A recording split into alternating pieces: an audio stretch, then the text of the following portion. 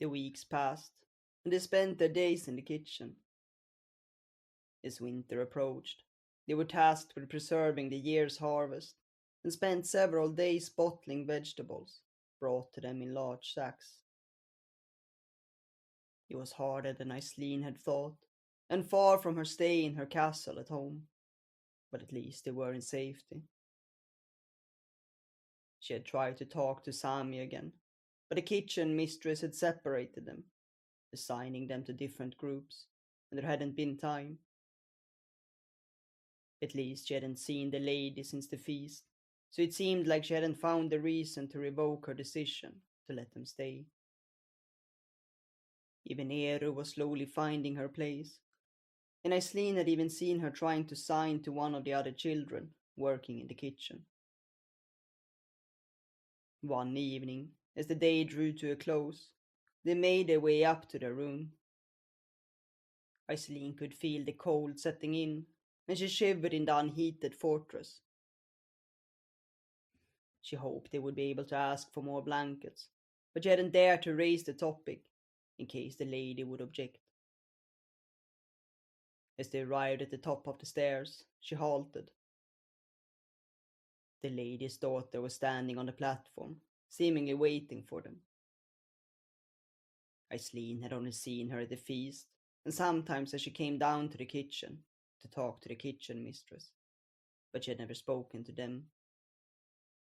Freya, she'd heard, was her name. Now she stood there, blocking their way. Aislin bowed. I... Freya hesitated, and Aislin glanced at Sami, but she stood silently by her side. I will show you around the fortress tomorrow. I will talk to Agnes that you don't need to attend your duties. Freya glanced at them, waiting for their response. Aislin knew they couldn't say no, even if she didn't understand why Freya had offered it. She bowed. Of course. Seemingly relieved, Freya smiled. I'm glad. I will see you tomorrow. She turned and left without another word, and Aislin glanced at Sami.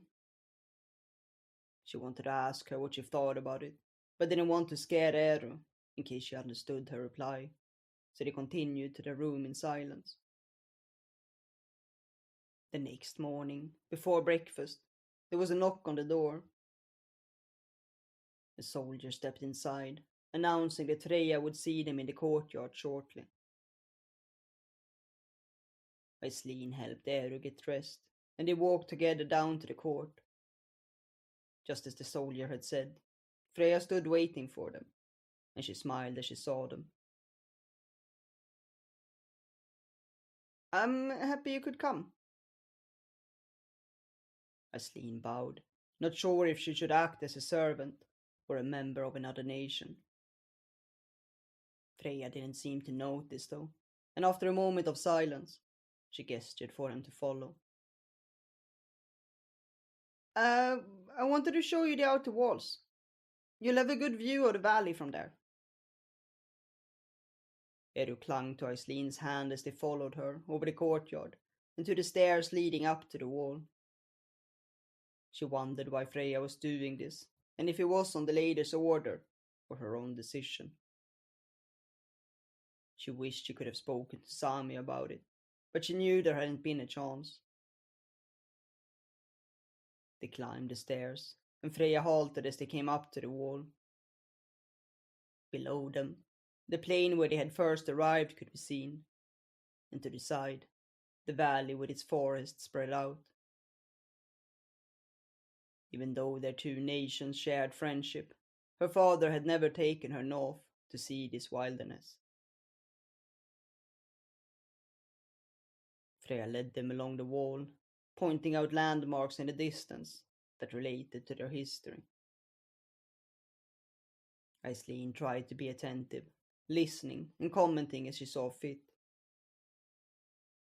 After a while, Eru dared to let go of her hand and leaned out to get a view of the landscape.